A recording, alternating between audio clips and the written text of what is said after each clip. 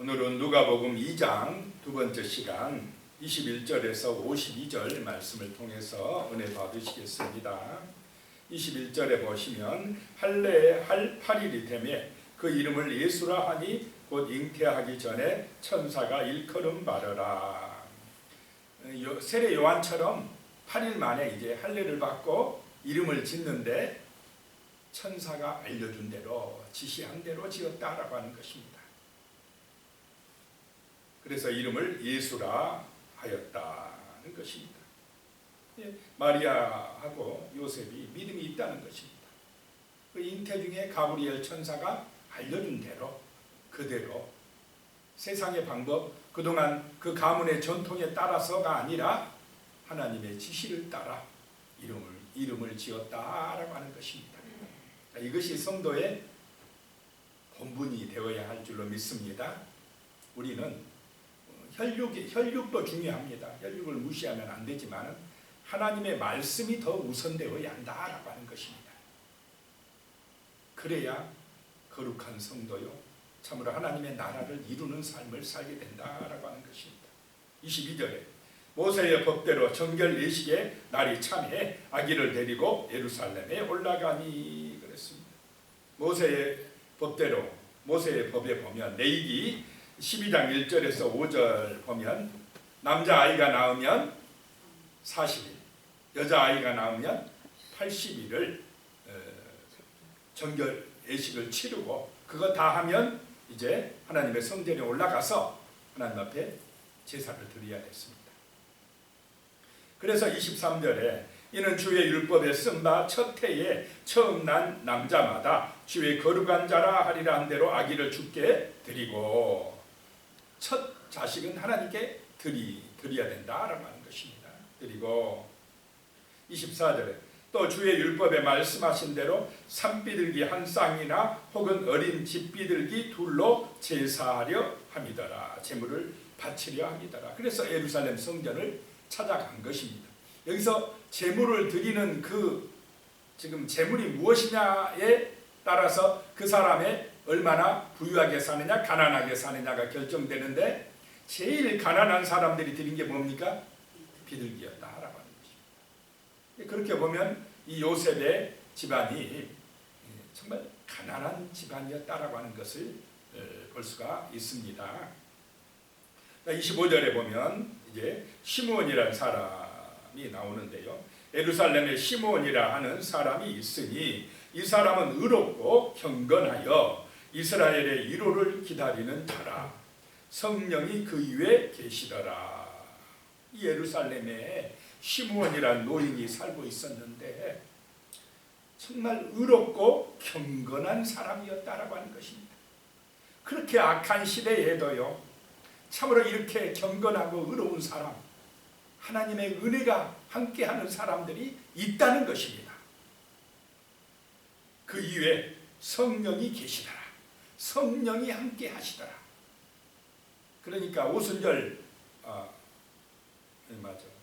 오순절날 성령이 오셨습니다. 그 전에도 옛날에도 구약 시대에도 성령이 정말로 믿음으로 살려고 한 사람들에게는 역사하셨다는 것입니다. 성령이 그 위에 계시더라. 이 사람의 소망은 뭐냐면 자기 어떤 욕망이나 이익이 아닙니다. 이 이스라엘 나라에 이 죄 많은 불쌍한 백성들 이외에 하나님의 위로가 나타나기를 기도했다라고 하는 것입니다. 그러면 가장 큰 위로가 무엇입니까? 그리스도가 오시는 것인 줄로 믿으시기 바랍니다. 사람들에게 있어서 가장 큰 위로는 구원자가 오시는 것입니다. 죄와 사망에서 건져주실 그리스도가 오시는 것입니다. 정말 우리의 마음속에 이런 은혜가 임하시기를 축복합니다. 마귀는 거짓말합니다. 돈이 많은 게 위로야.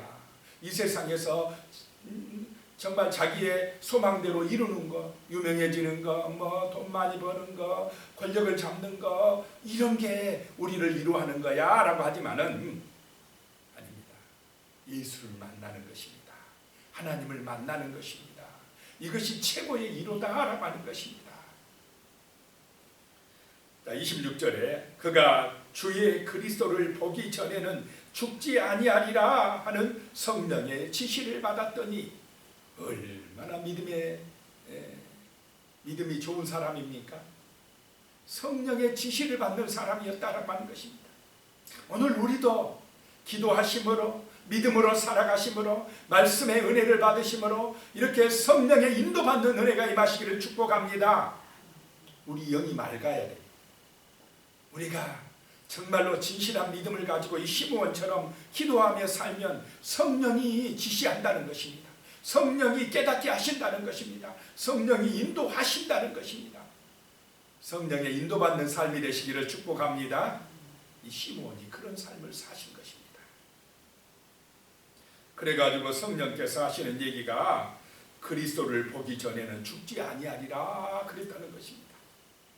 그래서 오늘이냐 내리냐 그리스도가 나타나기만을 고대하면서 이 노인은 기도하고 믿음으로 살았다라고 하는 것입니다. 자, 우리도 이런 성령의 은혜 받으시기 바랍니다. 주님을 고대하는 삶. 이 노인은 주님의 초림을 기대하고 고대하는 삶이었지만 우리는 주님의 재림을 기대하는 삶, 고대하는 삶, 그런 삶이 되시기를 축복합니다.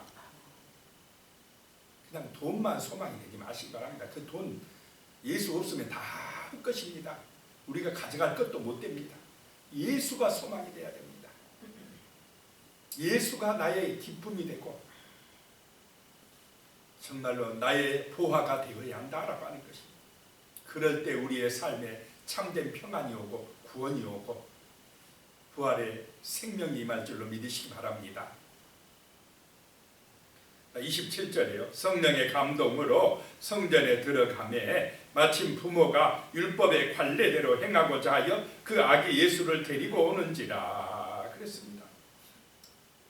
그때 그 아기 예수가 올 때 성령께서 시므온을 성전으로 인도해 갔다라고 하는 것입니다. 그래서 아기 예수를 어떻게 해요? 그리스도를 만나게 했습니다. 이게 성령의 역사입니다.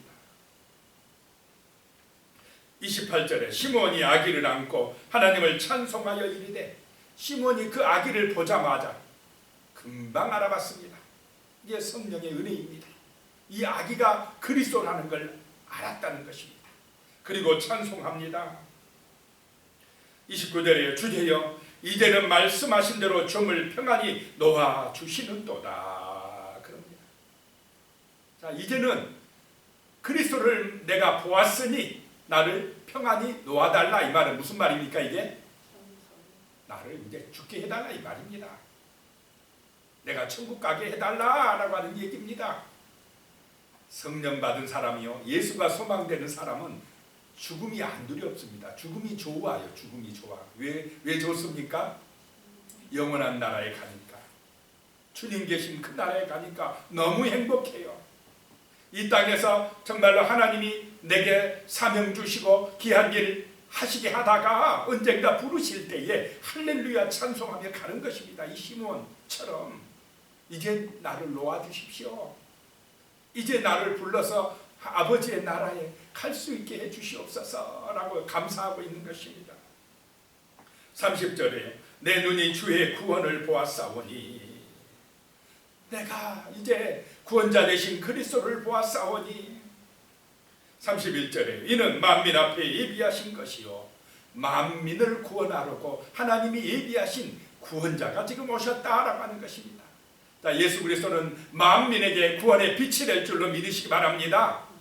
그 예수를 믿어야 됩니다. 예수가 소망이 되어야 됩니다. 그것이 그 사람의 인생을 새롭게 하는 것이고 정말로 그의 가치를 새롭게 하는 것이고 삶이 진정한 행복과 은혜 가운데 살아갈 수 있도록 역사하는 것입니다. 그런데 이 마귀는 어떻습니까? 지금 자꾸 예수가 소망이 아니랍니다. 예수 믿는 게 별 가치 없다고 여기게 만듭니다. 이게 사단의 속임수입니다. 32절에 이방을 비추는 빛이요 주의 백성 이스라엘의 영광이리다 하니 참 성령 받으면 이렇게 고백하게 됩니다. 예수가 이방의 빛이라는 것입니다. 세상의 빛이라는 것입니다.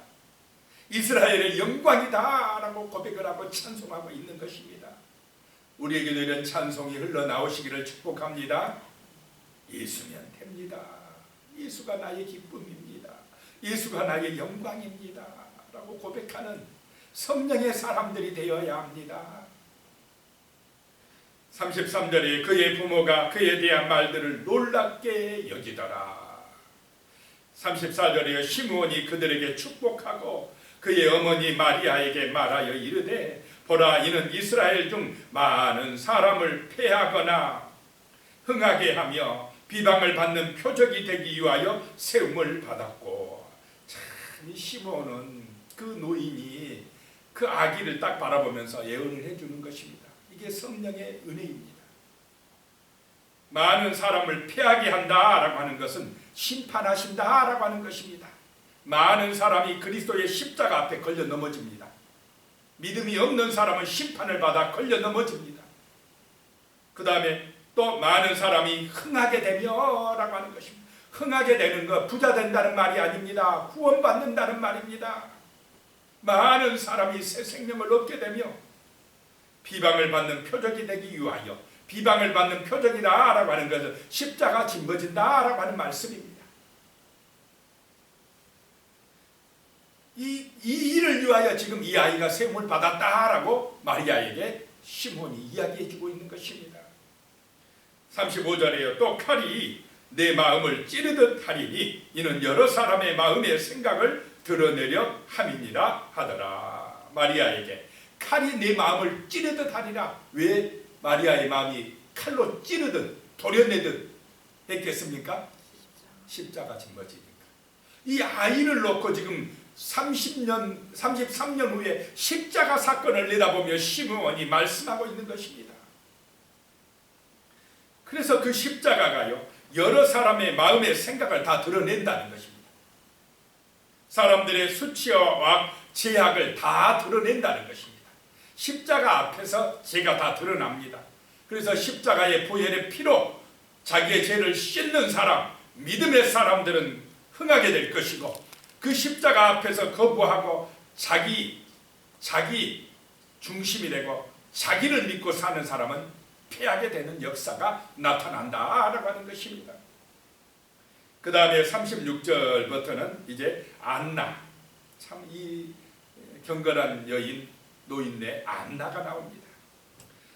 또 아셀 지파 바누엘의 딸 안나라는 선지자가 있어 나이가 매우 많았더라. 그가 결혼한 후 7해 동안 남편과 함께 살다가 37절이요. 과부가 되고 84세가 되었더라.